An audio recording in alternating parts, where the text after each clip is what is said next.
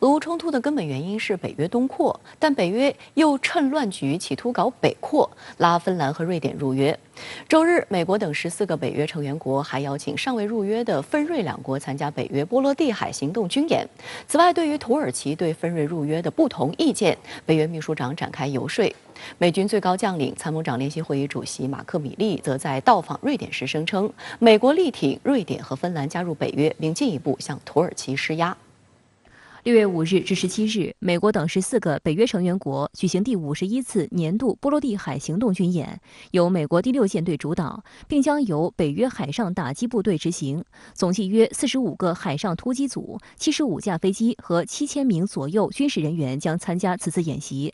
值得注意的是，尽管瑞典目前还不是北约成员，但这场北约演习从瑞典首都斯德哥尔摩港开始，并在德国基尔港结束。已提交加入北约申请的芬兰和瑞典受邀参加。斯德哥尔摩港历史上首次停满来自13个国家的40艘军舰，大量瑞典民众到此围观。法新社在报道中形容，这是北约对俄罗斯不加掩饰的警告。美军最高将领、参联会主席米利也在演习前分别到访芬兰赫尔辛基和瑞典斯德哥尔摩，为他们加油打气。在斯德哥尔摩港，米利和瑞典首相安德松共同登上参演的美军主力基萨奇号2栖攻击舰。据悉，这是历来靠泊瑞典首都的最大型美军战舰，其长度约有250米。军舰配备了10架鱼鹰运输机、6架遥式垂直起降战斗机、3架 MH-60直升机和5辆登陆车。米利在基萨奇号上喊话称，对于我们美国和其他北约国家而言，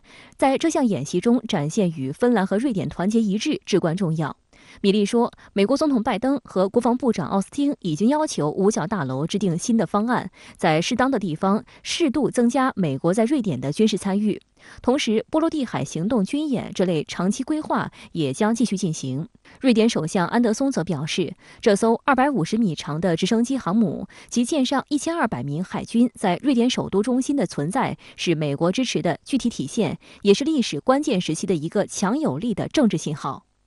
北约对芬瑞两国频频抛出橄榄枝。据悉，北约方面已经邀请两国参加本月底在马德里举行的北约峰会。实际上，芬瑞两国入约并不顺利，当递交申请的当天就遭到了土耳其方面的拒绝。土方认为，芬瑞两国干预该国内政，还在反恐问题上实行双重标准，因此提出了10条需要芬瑞配合解决的措施。虽然北约不断强调芬瑞入约不是问题，但土方拒绝让步。据塔斯社报道，土耳其总统埃尔多安6月5日表示，土耳其反对瑞典和芬兰加入北约的立场不会改变，直到土耳其此前提出的要求得到满足。5月18日，芬兰和瑞典正式向北约递交加入申请。依据规程，北约必须在所有成员国一致同意前提下才能吸纳新成员。而作为北约成员国，土耳其多次反对瑞典和芬兰加入，原因包括这两个国家支持库尔德工人党及其分支，支持被土方认定曾发动政变未遂的居伦运动。上周五，北约秘书长斯托尔滕贝格同土耳其总统埃尔多安就芬兰和瑞典入盟的问题通电话。外界认为这是北约在向土耳其施压。阿拉伯半岛电视台就分析指出，土耳其反对北约扩张超出了瑞典和芬兰的层面。作为北约成员，土耳其有权利为该国在北约框架内争取权利，而不是被迫卷入与俄罗斯的对抗。对此，土耳其政府已经表达过失望，尤其是近年来北约成员国动辄针对土耳其搞制裁，视土耳其为2等会员。现在显然是土耳其赢得北约尊重的契机。芬兰，尤其是瑞典，他们收容了很多像